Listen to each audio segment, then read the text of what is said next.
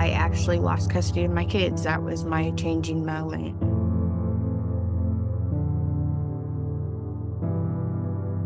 Important notice. This episode contains discussions of substance use, domestic violence, suicide, and trauma. If you or someone you know is in crisis, please call or text 988, the Suicide and Crisis Lifeline, available 24 hours a day, 7 days a week. Listener discretion is advised. What does it take to walk away from addiction when the substances are the only thing keeping you functional?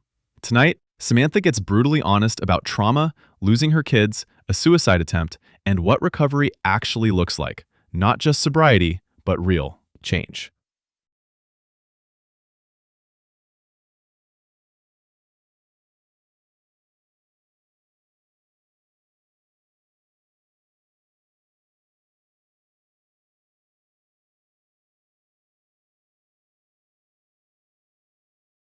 Good evening. Welcome to episode 3. And tonight we're going to be talking about substance use and the connection with suicide.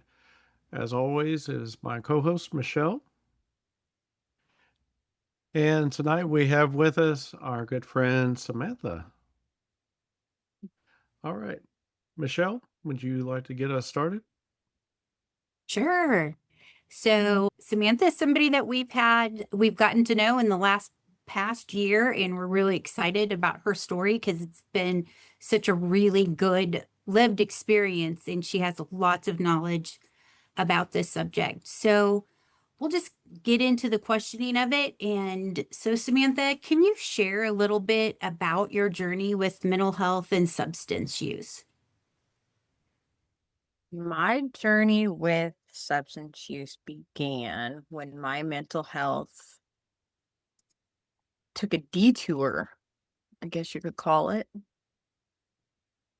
And I was struggling really bad and didn't know where to turn.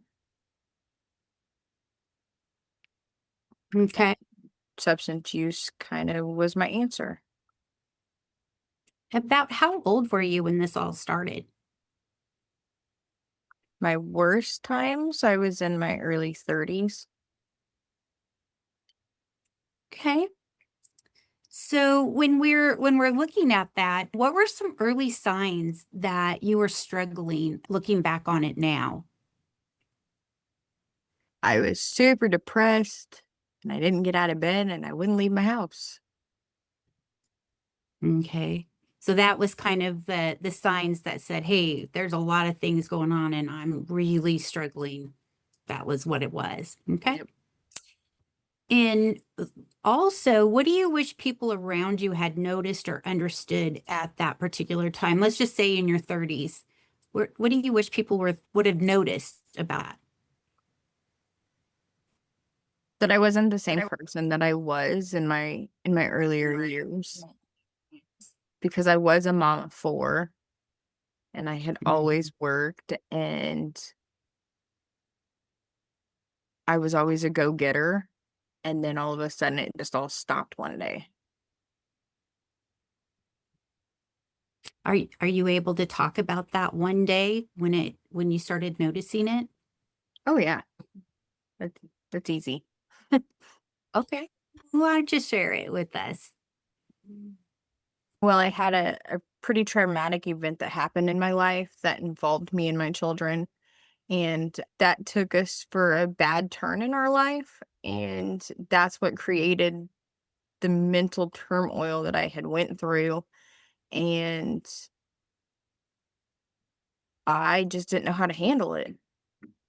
I don't know how I, as a person, let alone a mom, could have not seen the warning signs of any of the things that had happened or occurred. And I went down a dark circle and then my mental health went with it. Samantha, I'm And curious. Go ahead, Michelle.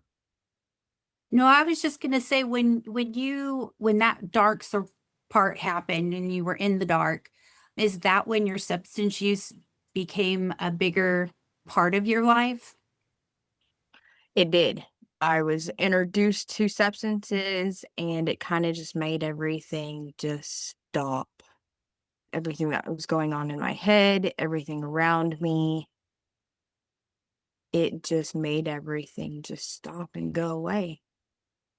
And I was able to be the person that I was before that event had happened. And I was able to be the mom that I thought I was being. And I thought I could just continue on with life. Uh, Yeah. just for a moment, just so our listeners can kind of pick up on where we're at, if you don't mind going back a little bit. So, is it before your early 30s, zero interactions with substances, no history of drug use before then? Was it all in that time period?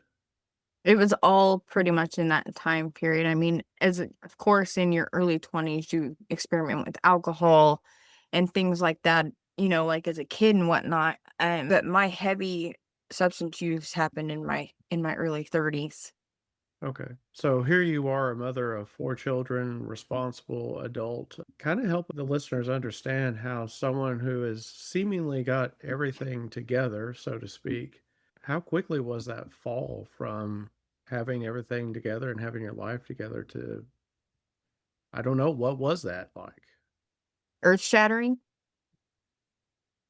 That's the biggest and easiest way to explain it is it was just earth shattering. And I'm able to talk about the events that happened. I was in a super abusive relationship and I almost lost my life because of it.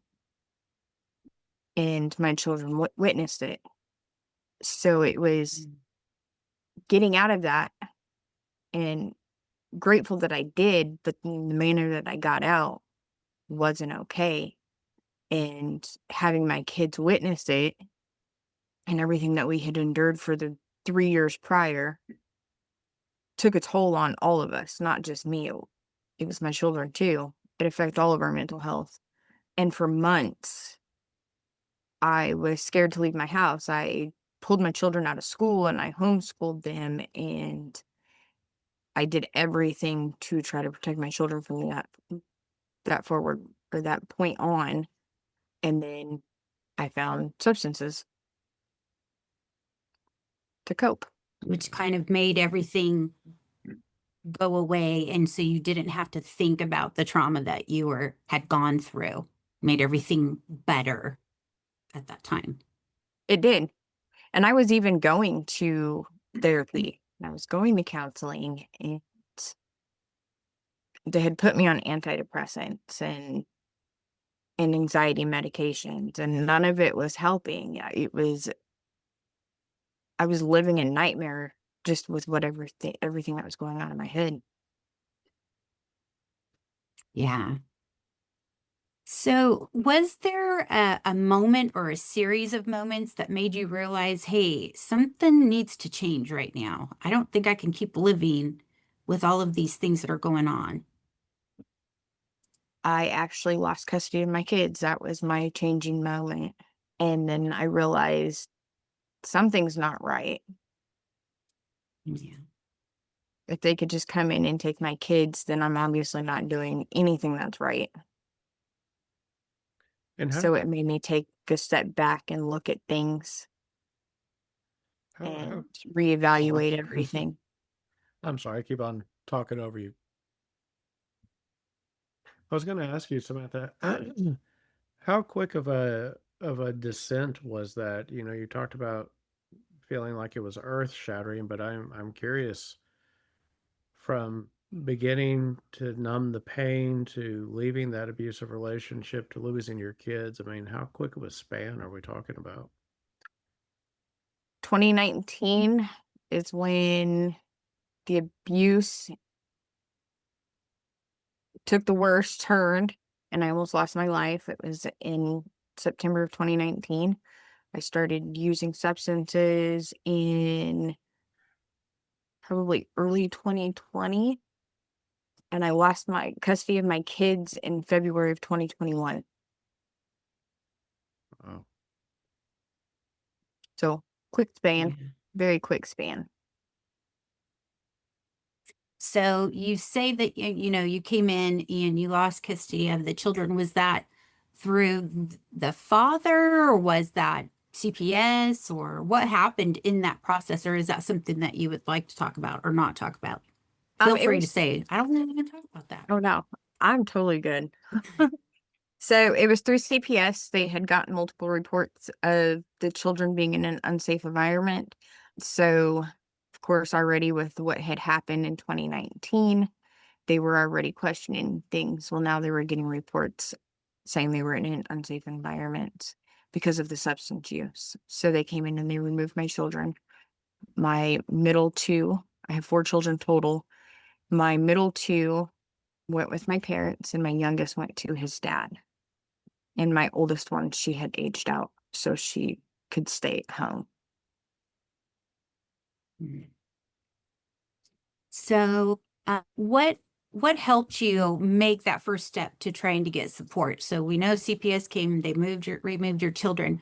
What was that first step like? Reaching out for help, saying, "Gosh, I need to make a change in my life. This is not the way it's supposed to be." I don't think I made that first step. I think it was either you do it or you don't. If you don't, your children aren't coming home. If you do, well, there's sobriety on the other side, possibility for a better life. So I did the choice that I thought was right, and I did it for, my children.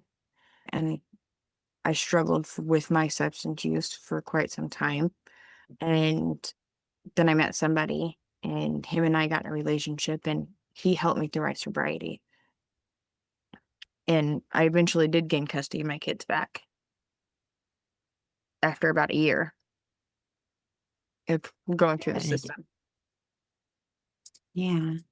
So I know that a lot of people that are battling the substance use, they run into a lot of barriers. And some of those barriers are just themselves, making that choice, because it is a hard choice. And sometimes you're pushed up against the wall to say, okay, the only way you're going to get your children back is if you stop doing this. And like you said, the substance use made you feel better. And so what kind of barriers were there for you? Was it just yourself that was the hardest part? And we know that lots of people relapse during their struggle of trying to get through there. Did you happen to have a couple of relapse moments, or did you not? Were you successful the first time? I was probably my biggest barrier. And today I can honestly say that. Looking back then, I was my biggest barrier. I was resistant. I didn't think I needed to change. I just needed to get sober. And I did. I struggled and struggled for months. And then I just one day said, okay, I'm going to do this for my kids. And I did get sober. I was not in recovery, but I got sober. And what's the difference for people listening? What is the difference? I thought you said something interesting. I wanted to get sober, but I didn't want to change. What's the difference? So, sobriety is putting the substance down. Recovery is changing your lifestyle and the way that you are so that you don't have those relapses, that you don't go back to the same vicious cycles. It wasn't until 2024 that I found my recovery. So that was, gosh, you said 2021 is when you lost your children. And then 2024 is when you finally said, you know what, I've done it. I've recovered. So that leads me to another one of my questions is, what has recovery looked like for you mentally and emotionally? What does that recovery look like? Peace, freedom. I I don't know have that barriers that I once had. yeah, absolutely. And sometimes those barriers are just ourselves. So, what coping skills or supports have actually made a difference in your recovery? Having people meet me where I'm at, whether it's a good day or a bad day, or if it's an okay day, if it's a day that I'm just me, just meeting me where I am. Well, and if you don't mind Um, going back a bit, would you mind sharing with people listening what was the substance or substances that you were introduced to and started using? Cocaine and methamphetamines. Okay. What was your view of drugs before this? You know, when people see cocaine in the movies or, it's always like a drug scene, kind of like the Godfather kind of scene. So what is that like for someone who has maybe never seen cocaine, never thought about doing cocaine? What is that like to actually look at that and go, "Wow, I'm about to do cocaine." It was it was very surreal, and I'm not even sure if that's the right word to use, but it was, "Do I really wanna do this?" And before the cocaine or methamphetamines, I was using alcohol to kinda numb myself, but it was still there. I could still feel everything that was feeling. It just dulled it down a little bit, but the moment that I used those other substances, literally, like, my entire body, mind, everything felt totally different. It just shut everything off. For the better did it or like shut off your feelings? Like It I'm shut off because my I've never used It shut off my everything. feelings, it shut off my emotions, it shut off my brain. It gave me the energy to get out of bed, to be, to do the things around the house that needed to be done, to be able to try to be a mom to my kids that deserved that. Prior to that, I would spend weeks in bed.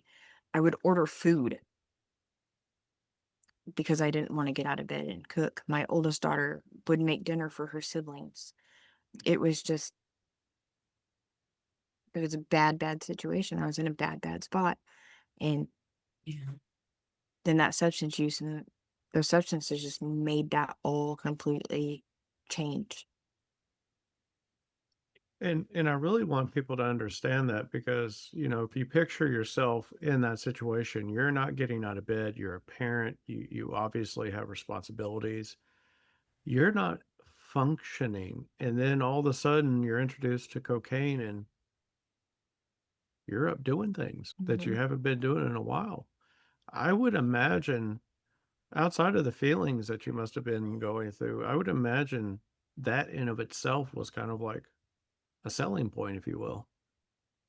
And it was, and that's pretty much what did it in. And then because what drugs are and what they do is just you just crave more. And because I had so much to do after not doing them for so long that it just, of course, more, more, more. Yeah.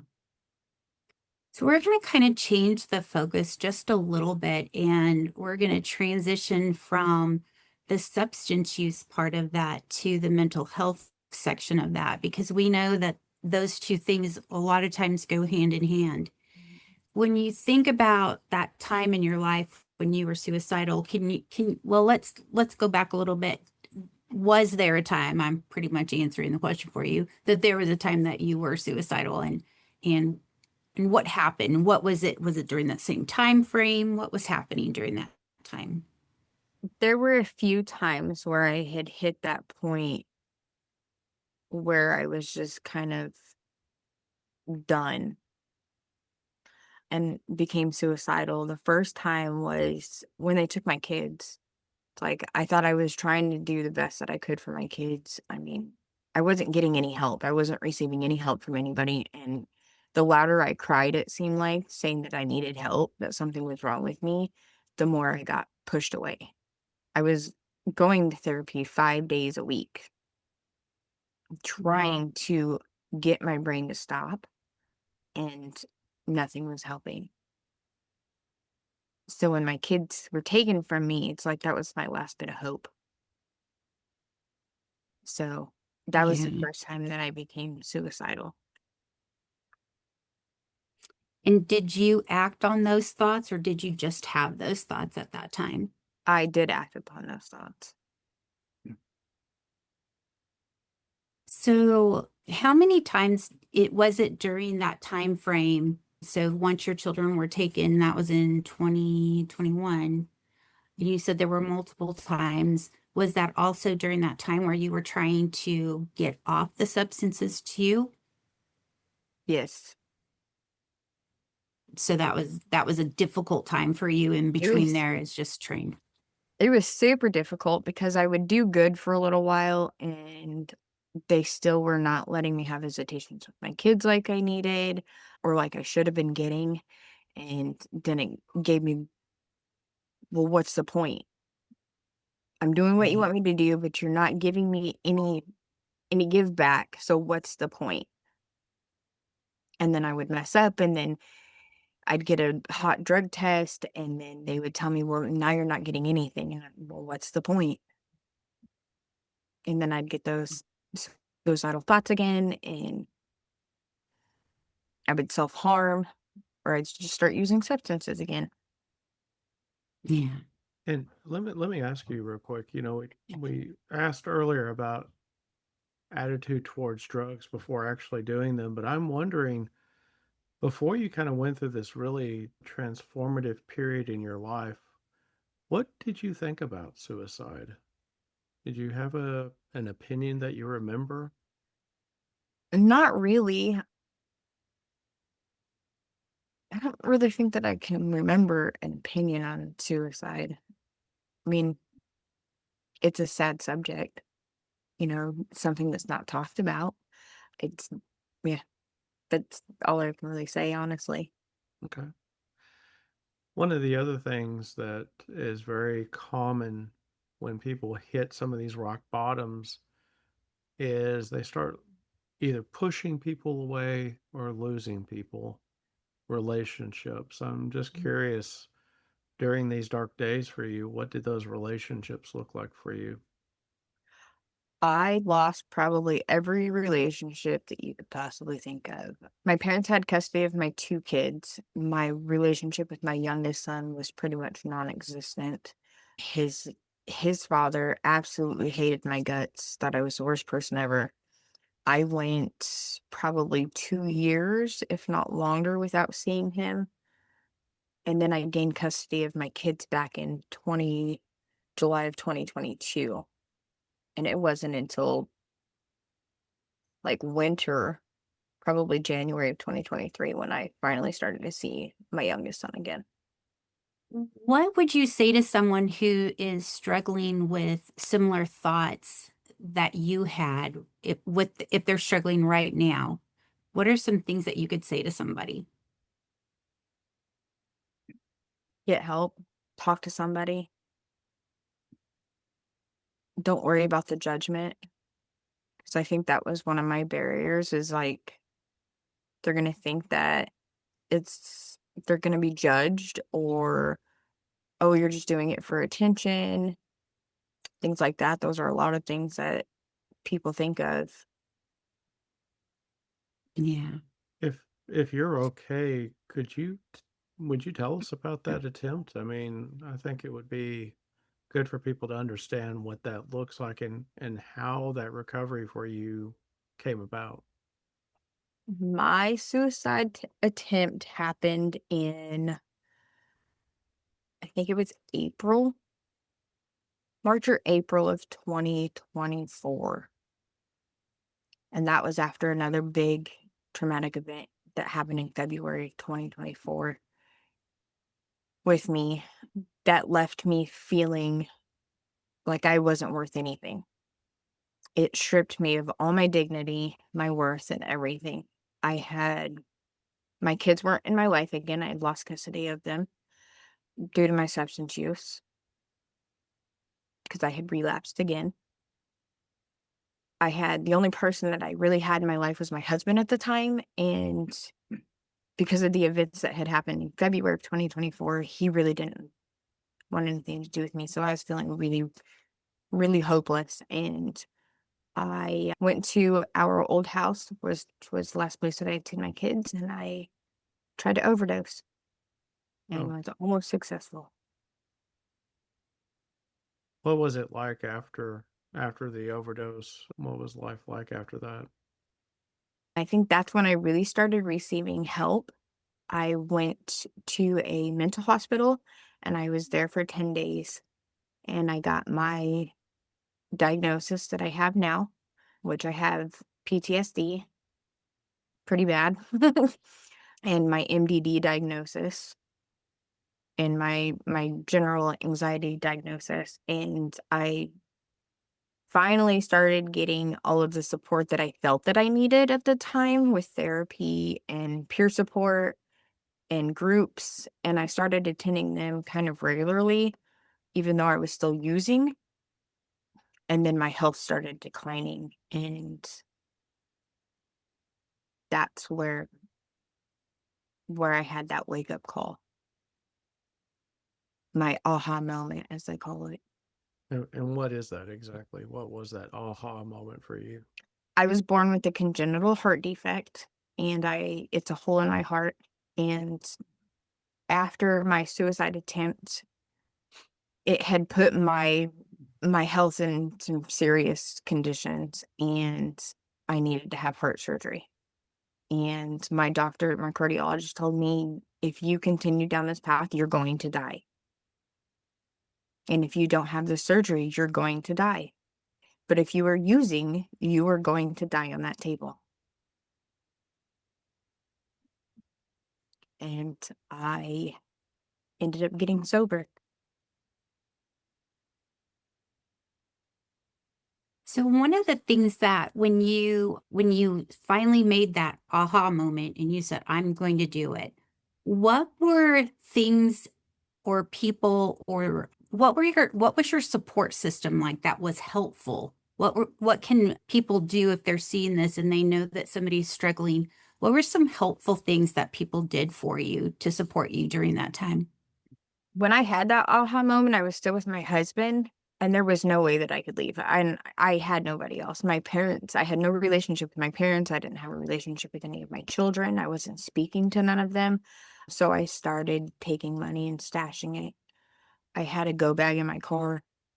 I had kind of an exit plan, but that didn't go as planned. The day that I actually decided to leave, I accidentally called my mom. And when I got on the phone with her, she just asked me, she said, "Are you done?" I said, "Mama, I need help. I need help." And those were those words. That's it. I need help. And she came and got me. So that support system that you had was basically reuniting with your mom Mhm. and having that support and that love of I'm going to be here for you because now I know you're ready. Yep. And my parents have created the safest environment that they possibly can for me to not only heal from my surgery and from my health conditions, but also for me to be able to find my recovery, for me to able to find myself. That's fantastic. So I want to know, were there ever some things that people did that didn't help you, even if they meant well in the process? And what were those things, if you can remember that? I remember my mom telling me back in 2021 when she had custody of my kids that you're a mom, they're your children, you're supposed to do anything for your kids. Well, when you're in active addiction, you don't think of that. Yeah. Why don't you think? I mean, help people Um, understand that, what is it that keeps you from thinking about that? because that addiction has the strongest hold on you that nobody understands unless you've really been there. Yeah. And as much as I It's wanted to basically, be sober for my kids, it's one of the hardest things ever. yeah, it's like it's got its death grip on you and it's just not going to let you go. And it doesn't matter what is what is happening around you as long as you're able to continue to not feel what you don't want to feel. Exactly. That kind of,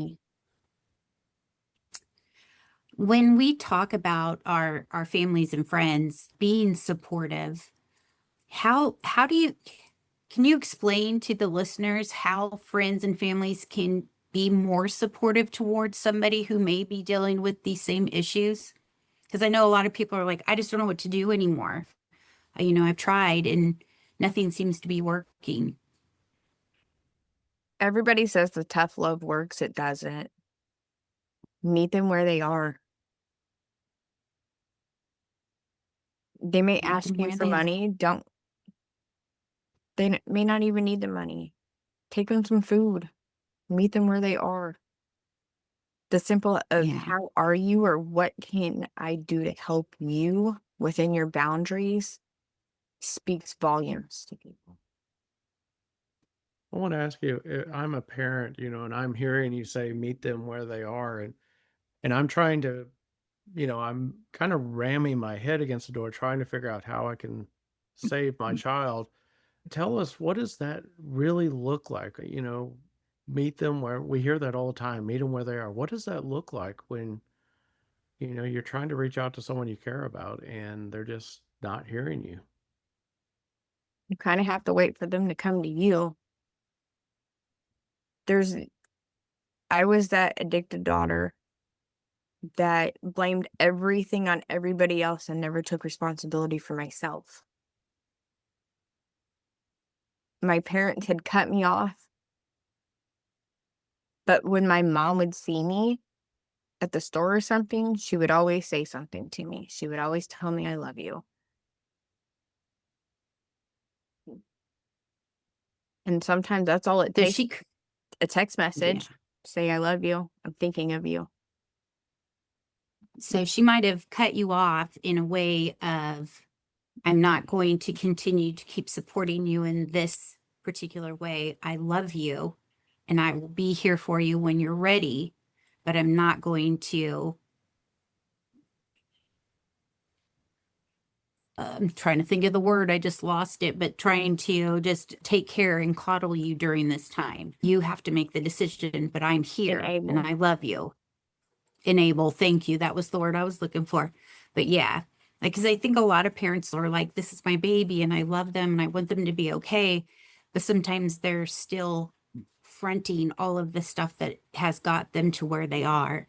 But creating strong boundaries with your children as a parent and knowing I love you and I will do whatever I need to protect you, but I cannot be a part of this. And until you're ready to stop doing this, I'm going to have to limit my contact with you. It can't be easy, though. I can't imagine they were able to do that easily. My parents and I are able to have conversations now about those times when I was in active addiction. And my mom, after 2 years, almost 2 years, she finally is to the point where she doesn't constantly cry about it. And it's growth.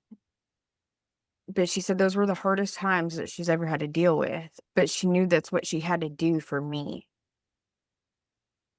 My oldest daughter as well. When she found out she was pregnant with my granddaughter, she said, Mom, I love you. And I want you to get your crap together. And I want you to be part of her life at some point. But right now it's not the time. I'm gonna have to cheer for you on the sidelines and be here when you're ready. Yeah. And I think that is the hardest part for parents because you just hate seeing your children suffer and you just want to fix everything. And when you're dealing with substance use, that's something that nobody else can fix but you, the person that is in that active addiction. And it's hard. I want to talk about the substance use and mental health connections that go together because we kind of mentioned that at the very beginning of the show is that we know that these things go together. How do you think that they influence each other? Why do you think that people say that since you've had both of those issues going on? Because when your mental health is bad, you look for something to cope. Self-medicating is the easiest thing. So you self-medicate with substances. Well, then some substances are depressants, so it makes your mental health even worse. And then it's just a vicious cycle that continues until you truly find recovery. And I think that Yeah. point you're bringing up is great simply because some people don't. I think there's a tendency to put drugs in this its own little category as far as coping and not understanding that humans are naturally inclined to escape reality. Some do it through TikTok, food, smoking. We have all kinds of vices. But I think Samantha's story is really indicative of, there's sometimes when I've got so much going on in my life that TikTok just isn't helping. I got to find something else, you know? But I think it's key to understand that this is something we all have in common, whether we're addicted to cocaine or methamphetamines or coffee, TikTok, doom scrolling. We all do this. It's just to what degree. Yeah.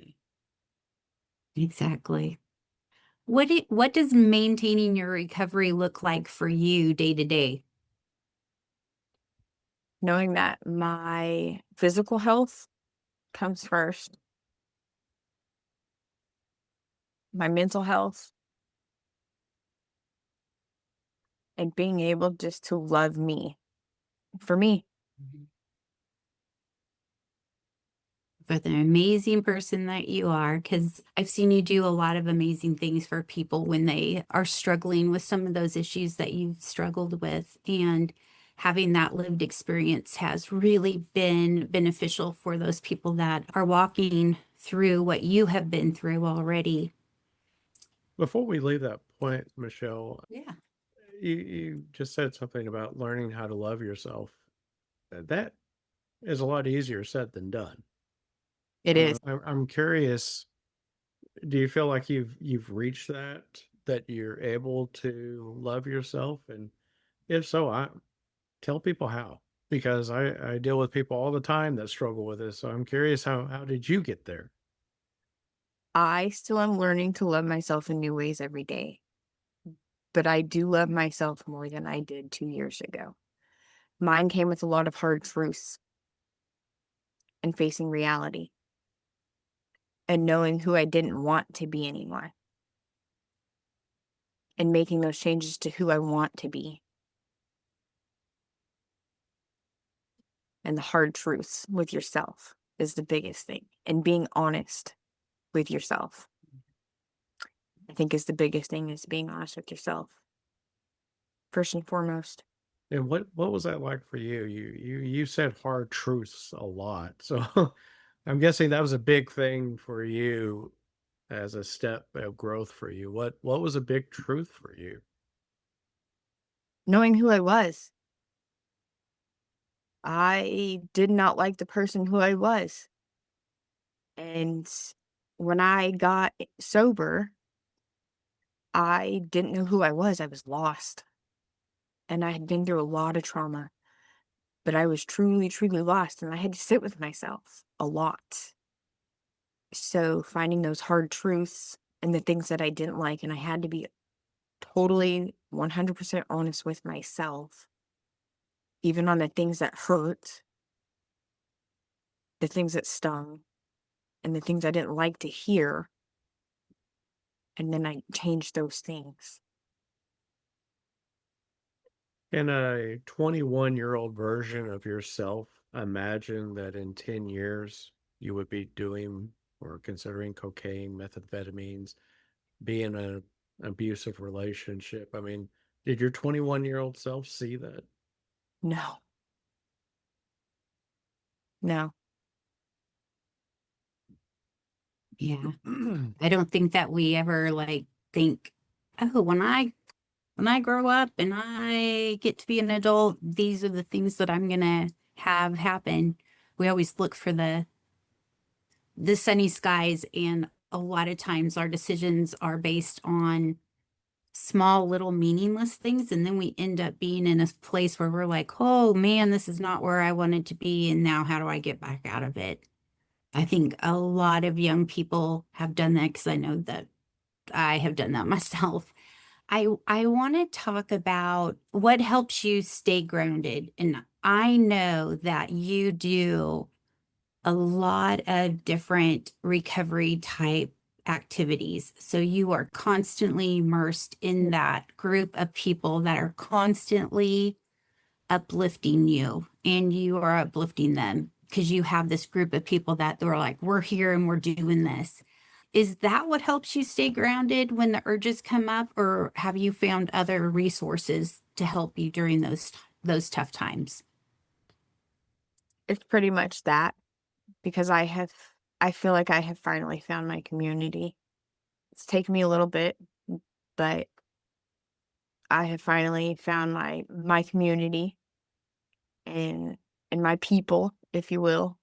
And if I have even the slightest bad day, I can send a text message.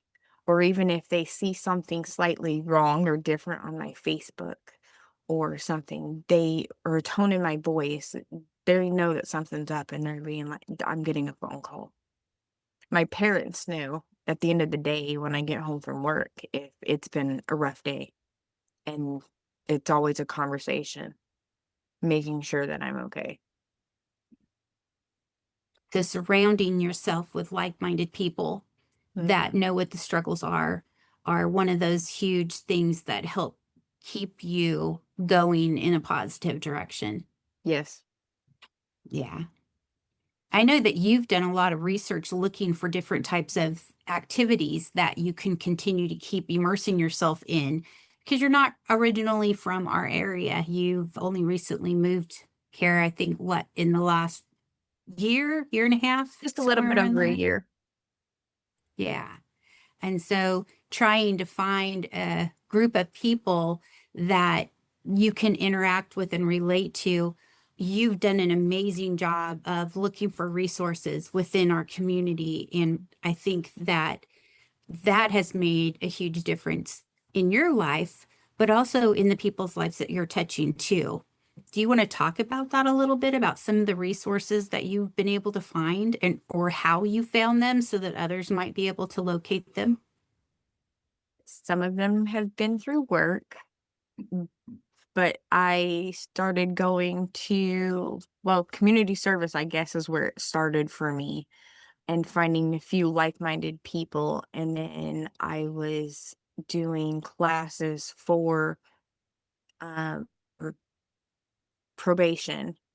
And then it kind of just branches from there. You find one group, and then that group, you find more groups, and then more groups. And the biggest of what for me was going to the big Texas rally in September.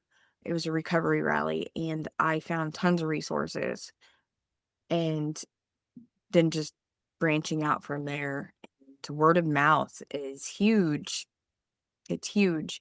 And then I Google search recovery groups. I find them on Facebook, all sorts.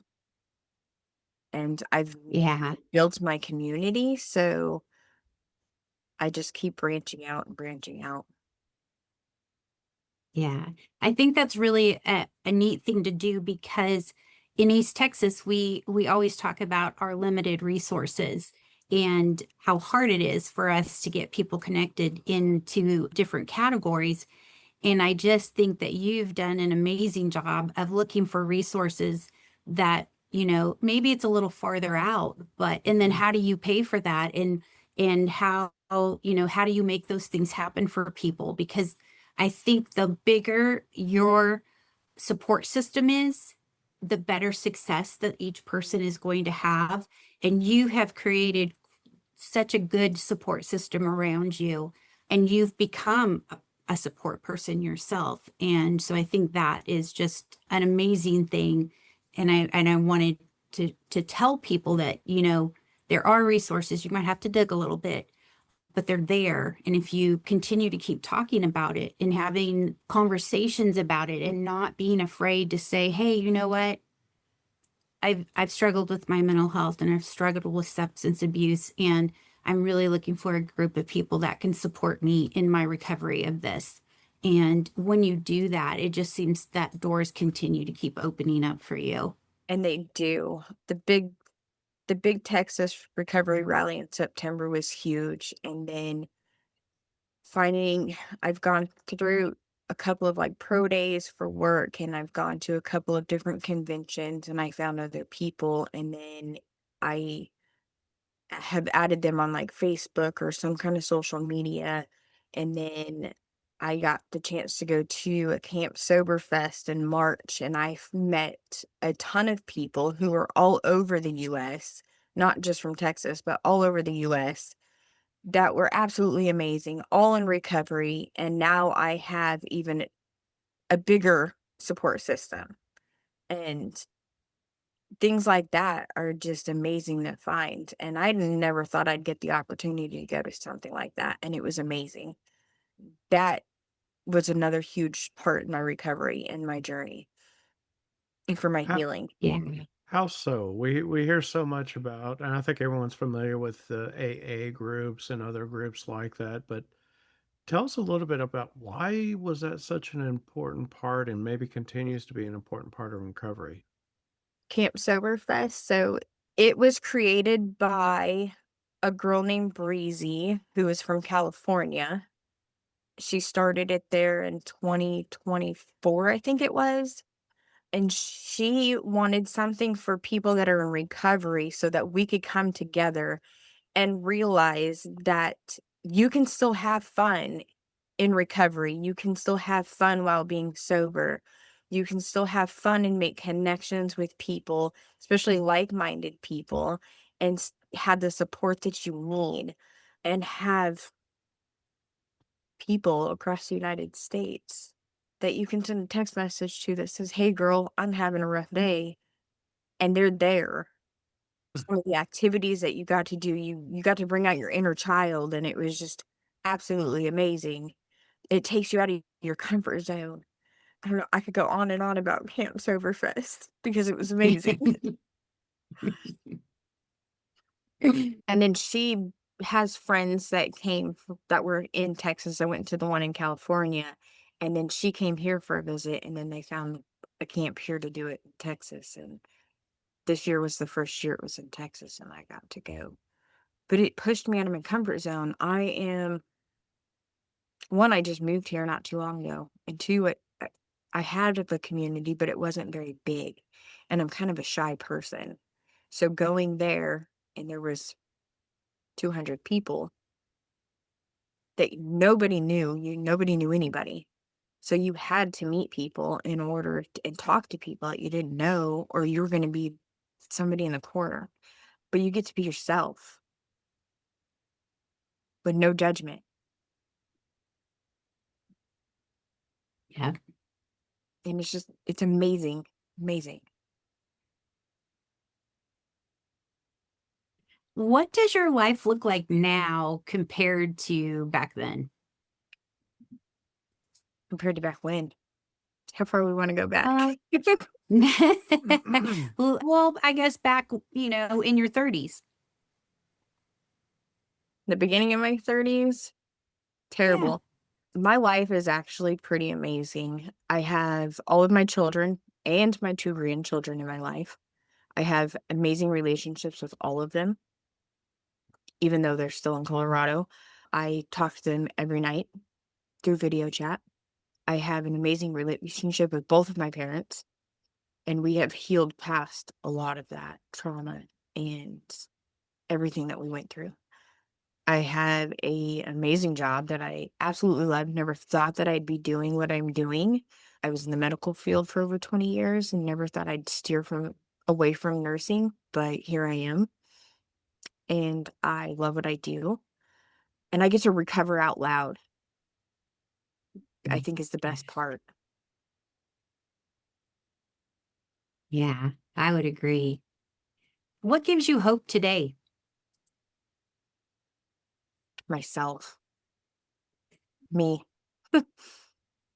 Yeah, I love that. If somebody was listening right now and they're struggling, what's one step that they could take today? Make that phone call that you're scared to make. To your mom, to your dad, your sister, a cousin, a friend, 988. Like, make that phone call. Yeah. So you kind of threw out a couple of resources, but my next question was what resources or types of support would you recommend for somebody who is maybe struggling? That's mentally struggling. That, they're just struggling mentally or with the substances. Threw you on the spot, huh? I'm sorry. Yeah, no, I turned my page and I lost my note. Reach out to anybody that you feel safe with. Like, that's my biggest one. It doesn't always have to start with like a mental health facility. It doesn't have to start with rehab. It doesn't have to start with, it starts with making that phone call and just saying, hey, I need help. Hey, I'm having a bad day. Hey, this is Yeah. going on. Yeah. How can people find help if they don't even know where to start? And I think that one thing that you had said was 988. I know that we really pushed that phone number for 988 when you are struggling with your mental health, but they also are there to help get you connected with other people within your community. So all those resources. And that I think would be like the number one thing that if you could remember anything, 988 could be could be a resource for anybody that might be struggling. And that could be for families, friends, or the person that's actually working with struggling with those types of incidences now.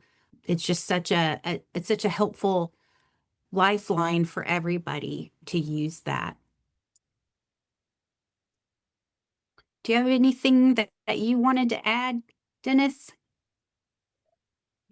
Yeah, I'm wondering again, just for people listening to us and listening to your story, you're relatively young in recovery. So I'm wondering what's that like, for someone that's in earlier stages of recovery, or maybe they're scared about that recovery. What is that like for you, and what advice would you give other people?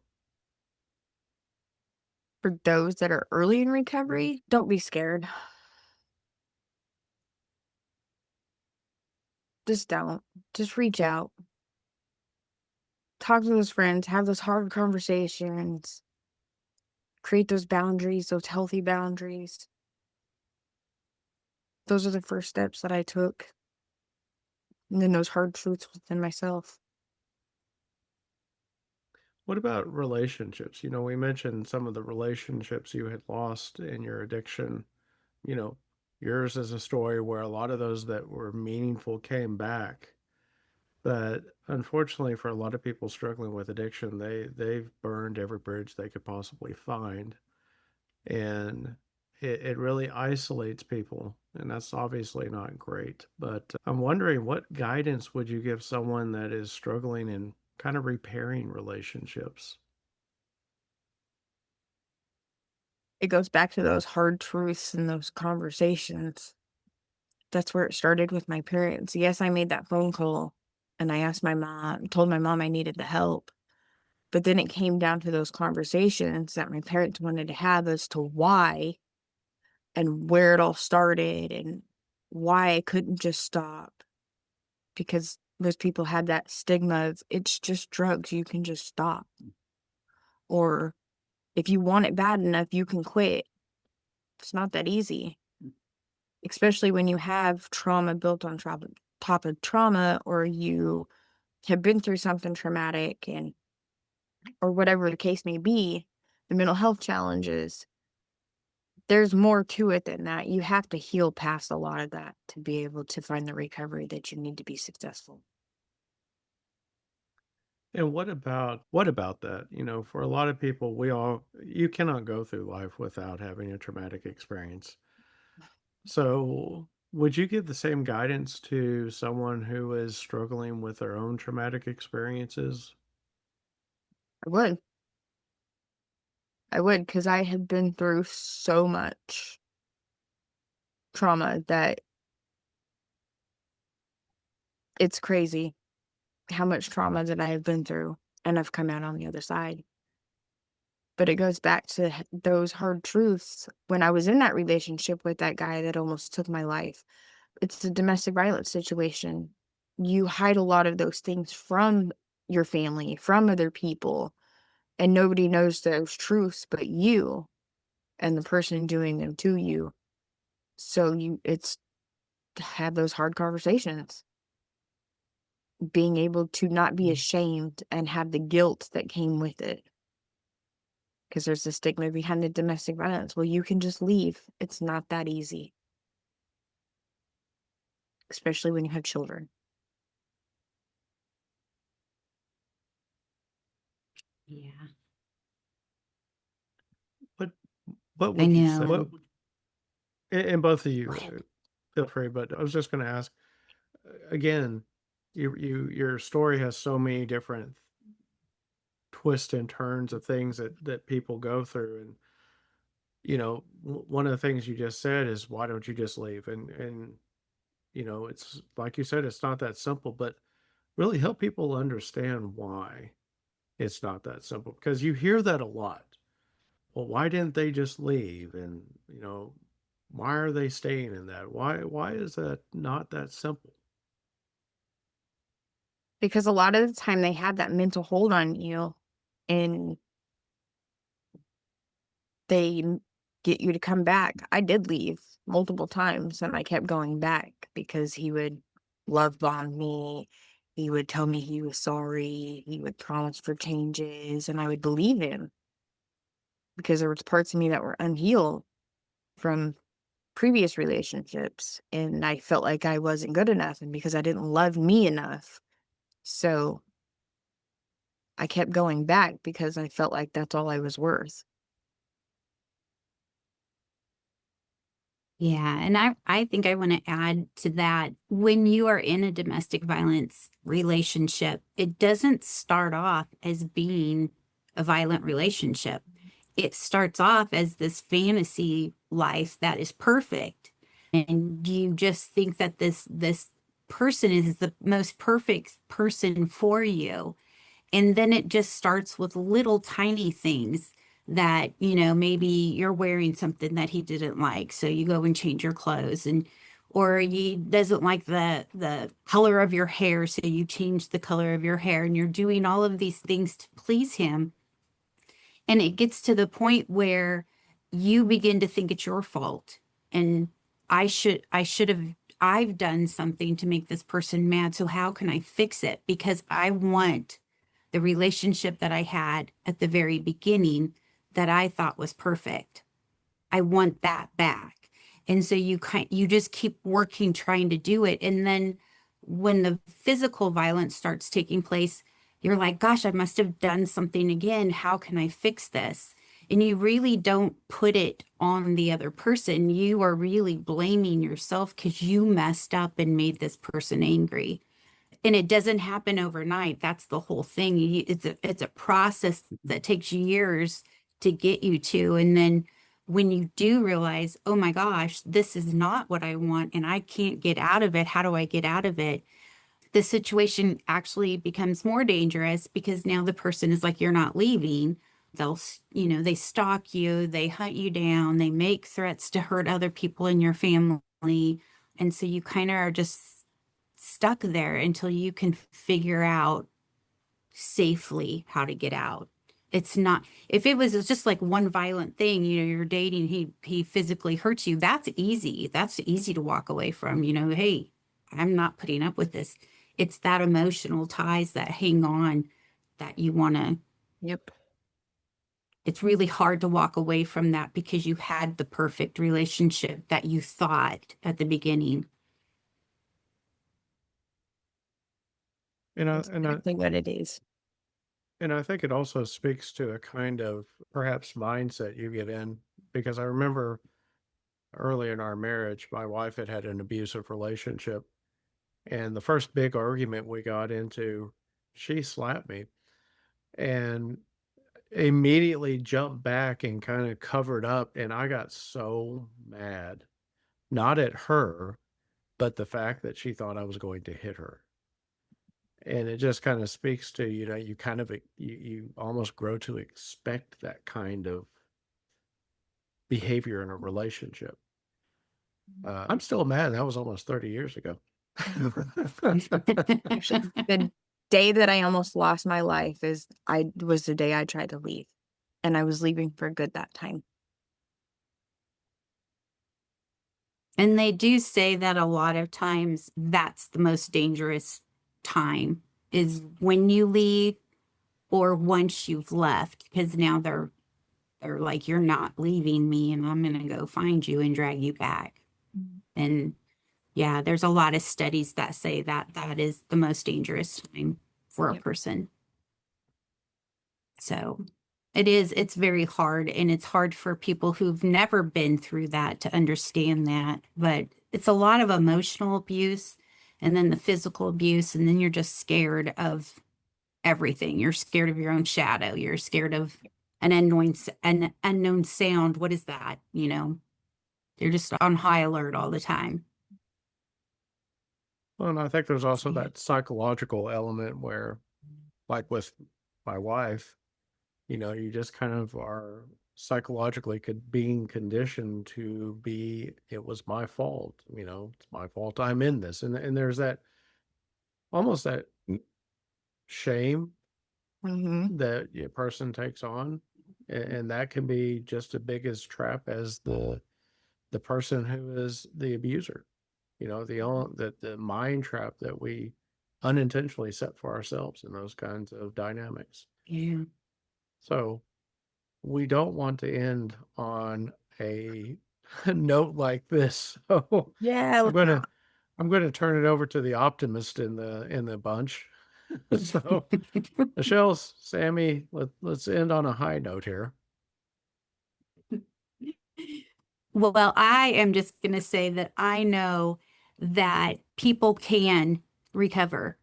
And I am just really excited to get to know Samantha in this way and see how she has been able to grow in just the last year that I've seen her. And I know that the last year has been something that she's worked really hard on, but she's gotten such a great group of people that are surrounding her that love her and want to make sure that she is always going to be okay.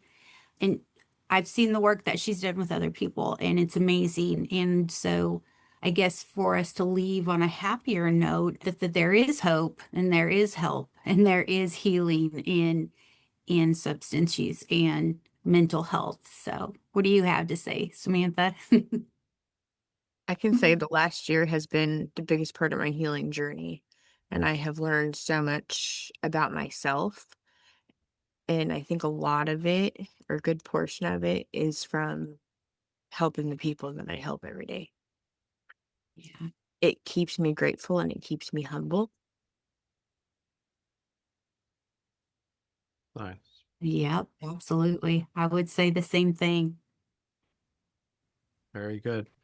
So as we wrap up for this evening, just a reminder, if you or someone you know is struggling with addiction, struggling with suicidal thoughts, even struggling with what we ended up talking about towards the end of the show with domestic violence, 988 is a number that will help you, give you someone to talk to and give you resources. Any closing remarks before we close out the third episode? Well, I just want to say thank you to Samantha for walking us through what it was like for her. Recovery is a very difficult thing, and each person's walk is a little bit different. But I'm so thankful that you were able to open that up and have us be able to discuss it. And then I hope that everybody that's listening has gained some practical tools to maybe help themselves or help a loved one that maybe is struggling with these same things. So I want to say thank you if you have listened to this whole show, and I'm really looking forward to our next one. Thank you. All right. Thank you, everyone, for listening. Please stay tuned for episode 4. Until then, don't forget, May is Mental Health Awareness Month. So be on the lookout for any gatherings, organizations, and events in your community. Until then, good night. Good night. Samantha's story reminds us that recovery isn't a straight line. It's a community. If you or someone you love is struggling, remember, the first step is just saying, I need help. Reach out to someone safe or dial 988. And if today was a hard day, meet yourself where you are. We'll see you next episode. And don't forget to follow us on social media. Find us on Facebook at Spark Cares, on YouTube at Spark Collective, and on Instagram at Spark Cares. Visit our website at spark-cares.org. And if you'd like to support our cause, you can make a donation there as well. Thank you and good night.